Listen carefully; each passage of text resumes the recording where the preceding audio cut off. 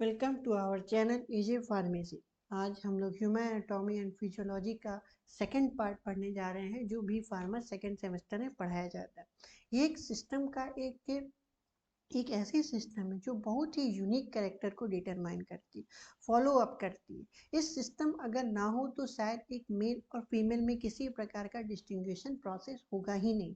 ये पॉसिबिलिटी तभी आती है जब आप इसके बारे में डिटरमाइन करते हैं, इनकी नॉलेज को देखते हैं कि किस बेसिस में आखिर हम लोग के बॉडी में मेल सिस्टम में किस तरीके की हार्मोनल चेंजेज आते हैं, फीमेल रिप्रोडक्टिव सिस्टम में किस तरीके के चेंजेस रिस्पॉन्सिबल होते हैं, जो इनके अलग अलग कैरेक्टर्स को डिटरमाइन करते हैं। तो आइए उस सिस्टम को रिप्रोडक्टिव सिस्टम के रूप में पढ़ते हैं और उनकी यूनिकनेस को समझते हैं। सो लेट्स स्टार्ट की सबसे पहली बात कि अगर हम बात करें कि ह्यूमन रिप्रोडक्टिव सिस्टम ये एक सेक्सुअल रिप्रोडक्टिव सिस्टम है जिसमें कि वेरिएशंस क्रिएट होता है।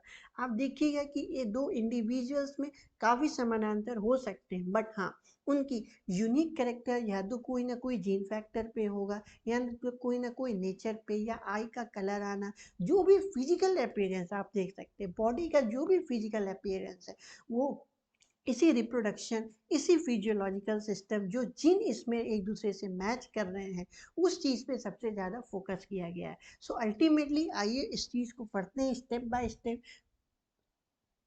कि हमारे जो ह्यूमन सेक्सुअल रिप्रोडक्टिव सिस्टम है ये एक इन विवो सिस्टम है, जिसमें कि अगर हम मेल की बात करें, स्पर्म का बनना, फीमेल में ओवम का बनना, इनकी ट्रांसफर होना स्पर्म का into female genital tract, as well as fusion होना, तब फर्टिलाइजेशन होना, फिर फर्दर जायगोट का फॉर्मेशन होना।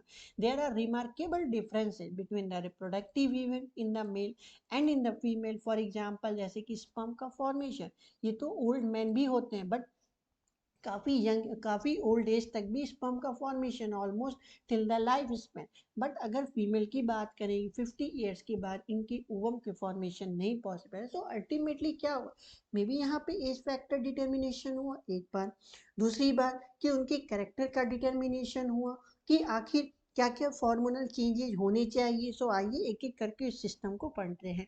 सबसे पहली बात है मेल रिप्रोडक्टिव सिस्टम।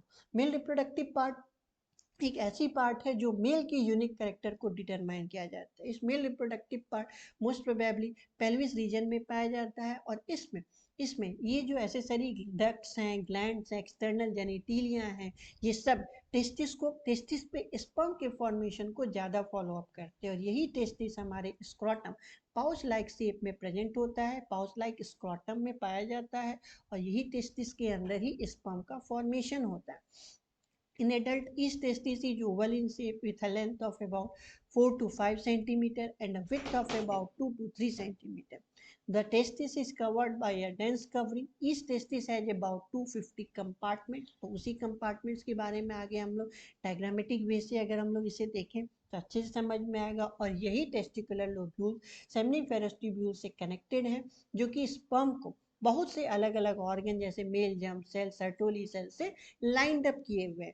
तो इसी चीज़ को हम लोगों ने डायग्रामेटिकली वे से दिखाने की कोशिश की है कि ये हमारा टेस्टिस है और इसी में आपका स्पर्म का फॉर्मेशन होता है। अबाउट 250 कंपार्टमेंट, इस कंपार्टमेंट को कहा गया।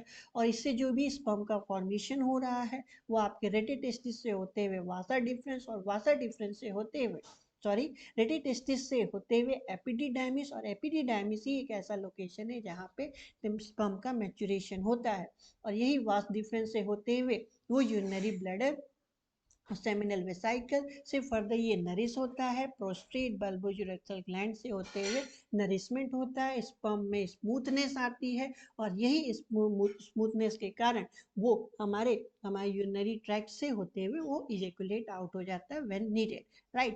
तो इसे यूरेथ्रा, टेस्टिस, फोरेस्क्रीन यही इसके रेस्पॉन्सिबल पार्ट हैं। और इसी आप देख सकते हैं कितनी यूनिक कैरेक्टर इसे फॉलो अप कर रही है।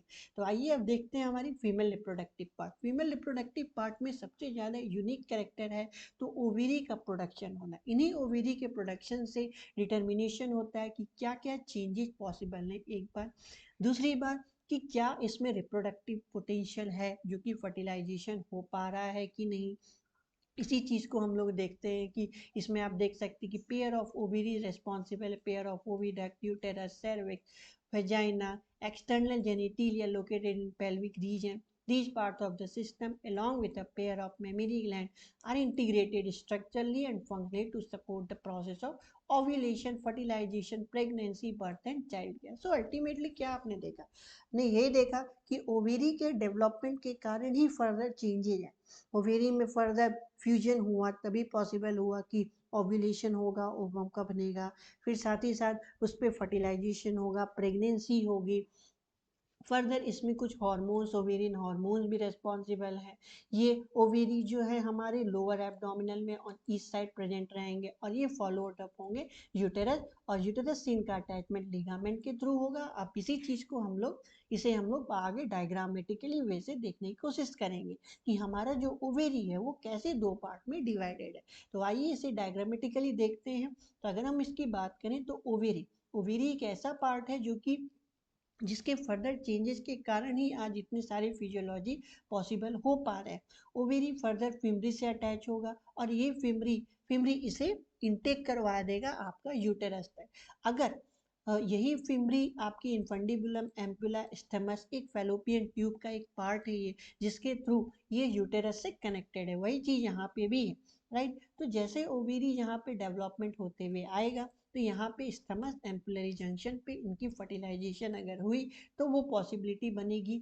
अदरवाइज अगर नहीं होती है तो वो इंडोमेट्रियम लेयर को वो डिग्रेड कर देगा और यही डिग्रेडेशन के कारण ही हमारा 28 डेज के बाद मेंस्ट्रुअल साइकिल एंड अप हो जाता है। और यही चीज़ हमारे यूटेरस का 3 लेयर इंडोमेट्रियम पेरीमेट्रियम यही चीज़ रेस्पॉन्सिबल है। अगर इन्हीं में जो भी चेंजेज आता है तभी फर्टिलाइजेशन जैसे प्रोसेस का इन्हांसमेंट या पता चलता है। तो इसी चीज़ के अगर हम लोग एक डेवलपमेंट की बात करें ये तो इसमें देखा जा चुका है जो फीमेल सेक्सुअल कैरेक्टर जनरेट किया गया है वो है आपके mammary gland.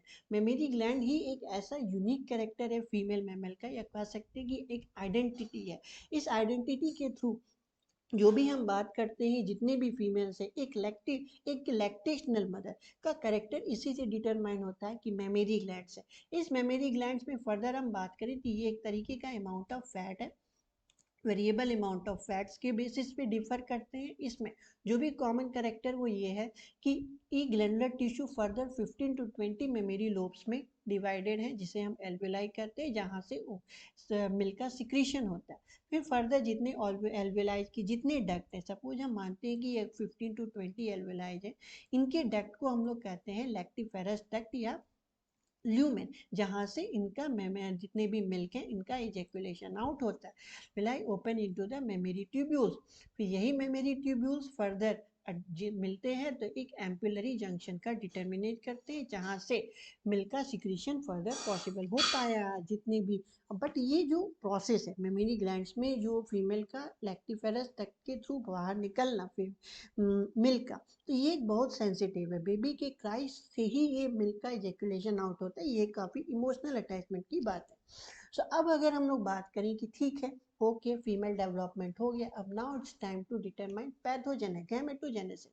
Gametogenesis in the sense कि अगर हम बात करें कि फीमेल और मेल में अगर हम बात करें तो इनके जैसा मैंने कहा था कि इनके प्रोसेस अलग अलग होते हैं। अब यही चीज़ यहाँ पे दिखाया गया कि यहाँ पे जो मेल का अगर हम बात करें मेल में स्पर्मेटोगोनिया, फिर फर्दर ये primary spermatocytes, first meiotic division followed by secondary spermatocyte, second meiotic division followed by spermatid, then further differentiation से स्पर्मेटोजोआ। ये जो स्पर्मेटोगोनिया होता है वो 2n होता है। उसी तरीके से फीमेल में यही चीज ऊगोनिया है, पहले माइटोटिक डिवीजन होगा, primary oocyte, first meiotic division के बाद सेकेंडरी oocyte के बाद फर्दर ओवा। बट अगर हम बर्थ चाइल्डहुड प्यूबर्टी जहाँ फर्टिलाइजेशन नहीं हुआ है तो उससे क्या होगा कि प्राइमरी oocyte तो कॉमन आएगा, फिर फर्स्ट पोलर बॉडी, फिर second polar body, then further ovum का फॉर्मेशन होगा एडल्ट रिप्रोडक्टिव है। तो आप देख सकते हैं कि ये दोनों का अगर हम प्रोसेस की बात करें तो एक एक जैसे तो नहीं है, बल्कि ये कैरेक्टर को करने के लिए पीरियड अलग अलग है। ये मे बी यूनिक और रैपिड हो सकता है बट फीमेल में ये चीज़ जब तक ओव्यूलेशन नहीं होगा एक टाइम पीरियड वाइज बता चुका है। तो अब हम लोग अगर हम लोग बात करें कि ठीक है, अगर ओवम की फर्टिलाइजेशन की बात करें तो सबसे पहली बात क्या होगा कि यहाँ पे ओवम बनेगा। ओवम बनने के बाद स्पर्म का एंट्री होगा और यही स्पर्म फर्दर फिर आपके ब्लास्टोसिस्ट मॉड्यूला मॉड्यूला के फॉर्म में इनका जायगोट का फॉर्मेशन होगा और यही जायगोट बनते बनते आपके फर्दर इम्प्लांटेशन होगा, फर्दर ब्लास्टोसिस्ट इम्प्लांट और इम्प्लांट के बाद आपका ओवम का फॉर्मेशन, या हम बात करें फर्टिलाइजेशन का, जितने भी 9th पीरियड के जेस्टेशन पीरियड है इनकी स्टार्टिंग हो जाएगी और फर्दर आपका रिप्रोडक्टिव साइकिल स्टार्ट हो जाएगा आपका, जो कि 9th पीरियड का। बल्कि इस टाइम को इनोगेट करने के लिए ये भी देखा गया है कि इस टाइम मेंस्ट्रुअल साइकिल भी काफ़ी कम ही इनका इन्वॉल्वमेंट देखा गया, क्योंकि इसमें प्रोजेस्टेरॉन, कॉर्पस ल्यूटियम जैसे फॉर्मेशन देखा जा चुका है। तो अब अगर हम बात करें कि फर्दर टोटल जेस्टेशन पीरियड होने के बाद, जेस्टेशन होने के बाद अब क्या है कि पार्ट्रीशन, यानी कि बेबी को अब आउट होना है। किस किस बेसिस पे, जो लेबर पेन होता है जिसके कारण जो बेबी 9 मंथ के बाद जो फर्दर रिप्रोडक्शन होता है वो कैसे पॉसिबल है। आप इसमें देख सकते हैं कि जब 9th पीरियड, जब तक पूरी बॉडी में डेवलपमेंट नहीं हो जाता, अब उसके बाद क्या होता है कि सिग्नल जनरेट होता है। सिग्नल जनरेट होता है फर्दर ऑक्सीटोसिन, फिर बेबी और मदर दोनों के हाइपोथैलेमस पे जाके ट्रिगर करता है कि ताकि अब इजेकुलेशन का टाइम आ गया।